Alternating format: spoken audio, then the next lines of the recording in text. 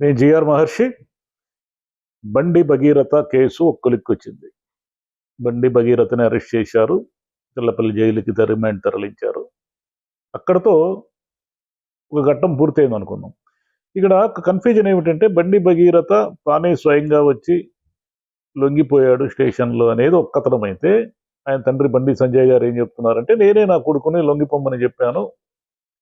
మేము ఇంతవరకు లాయర్ల ఒపీనియన్ కోసం చూసాము. బెయిల్ వస్తుందని ఎక్స్పెక్ట్ చేసినాము కాబట్టి బెయిల్ రాలేదు కానీ అందుకే లొంగిపోవడం బెటర్ అని లొంగిపోవమని చెప్పాము అంటున్నారు. కానీ పోలీసులు అయితే మేమే అరెస్ట్ చేశాము, పలానా ఎక్కడో అప్పా జంక్షన్ దగ్గర ఆయన ఉంటే అరెస్ట్ చేశాము అంటున్నారు. ఈ రెండిట్లో ఏదో ఒక వర్షన్ కరెక్ట్ అయి ఉండాలి. పోలీసులే అప్పా జంక్షన్ దగ్గర అరెస్ట్ చేసి ఉండాలి, లేదా బండి భగీరథే వచ్చి తానే స్వయంగా వచ్చి లొంగిపోయి ఉండాలి. ఆయన ఏదో లాయర్లతో పాటు వచ్చి లొంగిపోతున్నట్టు వీడియో ఫుటేజ్లు కూడా ఉన్నాయి. సరే, మొత్తం మీద ఏమిటంటే రేవంత్ రెడ్డి గారు ఏమన్నారంటే, అయ్యా మేమేదో మా ప్రొసీజర్ మేము ఫాలో అవుతున్నాము, ఇద్దరు కూడా అక్కడ పిల్లలు కాబట్టి వాళ్ళ భవిష్యత్తును దృష్టిలో పెట్టుకుని ఈలోగా ప్రధానమంత్రి టూర్ ఒకటి వచ్చింది, ఈలోగా మేము ఇవన్నీ లేట్ అయిందే కానీ మేమేమి స్లోగా ఏమీ లేము, మా దర్యాప్తు వేగవంతంగానే ఉంది. నేను అపీల్ ఏమిటంటే సంజయ్ గారిని వచ్చి ఆయన కొడుకుని లొంగిపోమని చెప్తే బాగుంటుంది, మర్యాదగా ఉంటుంది. కొడుకు నేరం చేశాడని తండ్రిని అరెస్ట్ చేయలేం కదా. మళ్ళీ మీరు ప్రతిదానికి మేము ఏ స్టెప్ తీసుకున్నా ప్రతిదానికి రాజకీయ లింకులు ఎతుకుతారు అని ముఖ్యమంత్రి గారు అన్నారు. ఈ టోటల్ మీద ఎందుకు మనకంతా ఈ కన్ఫ్యూజన్, ఇంత కన్ఫ్యూజన్ ఏమిటంటే, అతను బాగా పలుకుబడి ఉన్న కేంద్ర హోంశాఖ సహాయ మంత్రి కుమారుడు కావడం వల్ల ఇంత కన్ఫ్యూజను, ఇంత డ్రామా నడిచింది. మామూలుగా ఆయన ఎవరు అంటే పోలీసులు ఏదో వాళ్ళకున్న పద్ధతుల్లో ఏదో అరెస్ట్ చేసి ఉండేవాళ్ళు. అరెస్ట్ చేసిన తర్వాత ఈ ఫోక్సో కేసు ఏం విచారణకు వచ్చిన తర్వాత పోలీసులు ఎలా ఉంటారు, ఏమిటి సాక్ష్యాలు, కోర్టులో వాద వివాదాలు ఇవన్నీ నడుస్తాయి. ఇక్కడ ముఖ్యంగా మనం మాట్లాడుకోవాల్సింది ఏమిటంటే, అమ్మాయి మైనరా మేజరా అనేది చర్చ నడుస్తూ ఉంది కానీ ఇది ఫోక్సో కేసు కిందకి వస్తుందా రాదా అనే చర్చ నడిచింది కానీ అసలు నేరం జరిగిందా లేదా అనే దగ్గర లేదు. ఈ నేరం ఎప్పుడు జరిగిందంటున్నారు? డిసెంబర్ 31 అంత మునుపు జరిగిందంటున్నారు. ఈ 4 monthsగా ఇది ఎందుకంటే 5 monthsగా ఇది ఎందుకు డిలే అయింది, ఇంత ఎందుకు ఇది ఏదో జరిగిందనేది అందరికి కన్ఫ్యూజన్. దీనికి తోడు యూట్యూబ్ ఛానళ్ళు, సోషల్ మీడియా ఇవన్నీ కూడా ఎవరు ఇష్టం వచ్చినట్లు వాళ్ళు ప్రసారాలు చేశారు. దాని మీద యూట్యూబర్ల మీద కూడా ఏదో కేసులు అదంతా కంటెంట్ అంతా తీసేయమని ఏదో చెప్తున్నారు. అంటే ఏమిటంటే, ఏదైనా ఒకటి దొరికితే ఇంక దాని మీద చిలవలు పలవలు చేసి ప్రతి వాళ్ళు జడ్జిమెంట్ ఇచ్చేసి వాళ్ళే కోర్టులు, వాళ్ళే పోలీసులు, వాళ్ళే తీర్పులు ఇచ్చేస్తూ ఉంటారు. సరే, యూట్యూబర్లు అనేది కాదు కానీ సోషల్ మీడియా ఈ మాత్రం యాక్టివ్గా లేకపోతే ఇట్లాంటి కేసులు ఎప్పుడూ నీరుగారిపోతాయి.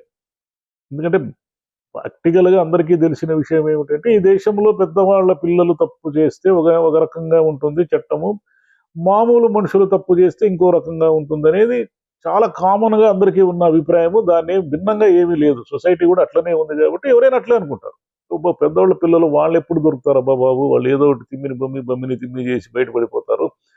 వాళ్ళ కోసం ఎవరు లాయర్లు మాట్లాడతారు? ఇప్పుడు కేంద్ర హోంశాఖ సహాయ మంత్రి కుమారుడికి వ్యతిరేకంగా వాదించాలంటే కూడా ఆ లాయర్కి కూడా చాలా ధైర్యం ఉండాలి కదా, ఏమి ఎప్పుడు వేధిస్తారో, ఏమి భయాలు వస్తాయో అనేది. అందుకని జ్యుడిషియరీ వ్యవస్థ కూడా దాని మీద కూడా అనుమానాలు రేకెత్తించే విధంగా ఇట్లా పెద్ద పెద్ద కేసులు ఉంటాయి. అయితే దీంట్లో ఏమిటంటే హైకోర్టు బెయిల్ నిరాకరించడము, రెండవది ఈ కోర్టులో రిమాండ్ విధించడము, తర్వాత ఛార్జ్షీట్ ఫైల్ చేస్తారు. ఆ ఛార్జ్షీట్లో అమ్మాయి ఫోక్సో కేసు కిందకి వస్తుందా, మైనరా మేజరా అనేది వస్తుంది.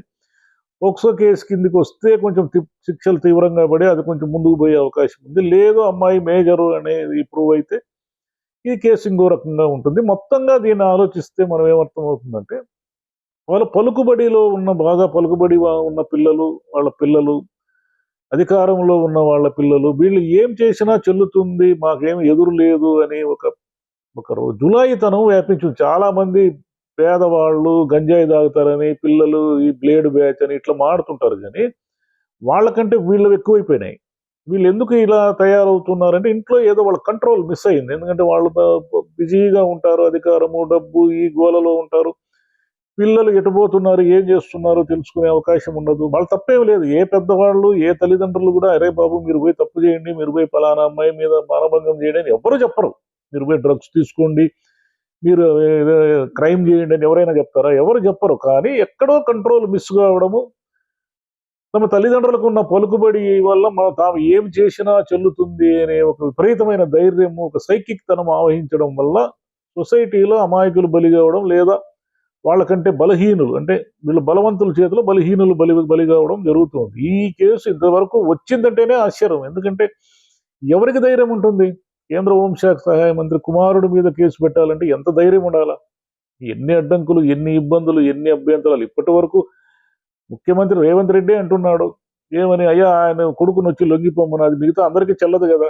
వేరే ఎవరన్నా నేరం చేస్తే వాళ్ళ తల్లిదండ్రులకి ఏమో అల్టిమేటం జారీ చేయరు కదా, మీ కొడుకుని వచ్చి లొంగిపోండి అని. వీళ్ళకున్న పద్ధతుల ద్వారా, రకరకాల పద్ధతుల ద్వారా ఇంటరాగేట్ చేయడము, వీళ్ళని అరెస్ట్ చేయడము, ఇట్లా ఏదో చేసి వాళ్ళని అసలు నిందితులను అరెస్ట్ చేస్తారే తప్ప ఎవరికి అవకాశం ఇవ్వరు కదా.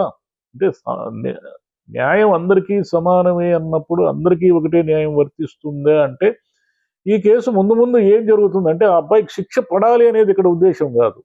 ఎవరు నేరం చేసి ఉంటే వాళ్ళకి శిక్ష పడాలి అనేది ఉద్దేశం. దానికి కేంద్ర మంత్రి కుమారుడైనంత మాత్రం అతను తప్పనిసరిగా నేరం చేసి ఉంటాడు, శిక్ష పడాలి అనేది కాదు. కానీ అతని వ్యవహారం మొత్తం కూడా సస్పీషియస్గా ఉంది ఈ కేసు మొత్తం మీద. ఇప్పుడు లొంగిపోవడం కానీ, ఇంతకాలం ఐడౌట్ దాక్కొని ఉండడం కానీ, ఇవన్నీ చూస్తే ఏమిటంటే అతను ఏదో సంథింగ్ ఆ కేసులో ఏదో ఆయన హ్యాండ్ ఉందేమో అనేది ఒక అనుమానం వస్తుంది. ఇప్పుడు సొసైటీలో ఏమిటంటే డబ్బులు ఉంటే అన్నీ జరిగిపోతాయి, చట్టము, అధికారము, అన్ని వ్యవస్థల్ని మనం కొనేయచ్చు అనే ఒక నమ్మకం ఏర్పడుతున్న దశలో మనం ఇంకా మన దేశంలో ప్రజాస్వామ్యము, న్యాయ వ్యవస్థ, మీడియా ఇవన్నీ కూడా ఎంతో కొంత న్యాయంగా ప్రవర్తిస్తున్నాయి అనేది కొత్త జనరేషన్కి నమ్మకం కలక్కపోతే వాళ్ళు తాము ఏం చేసినా చెల్లుతుంది అని ఒక వర్గము, కొంత పెద్దవాళ్ళు, డబ్బులున్న వాళ్ళు ఏం చేసినా చెల్లుబాటు అవుతుంది, డబ్బులుంటే డబ్బులు ఎలాగైనా సంపాదిస్తే చాలని ఇంకొక వర్గము ఆలోచించి మొత్తంగా పెడదారిన, తప్పుదారిన వెళ్ళే అవకాశాలు ఉంటాయి. Thank you.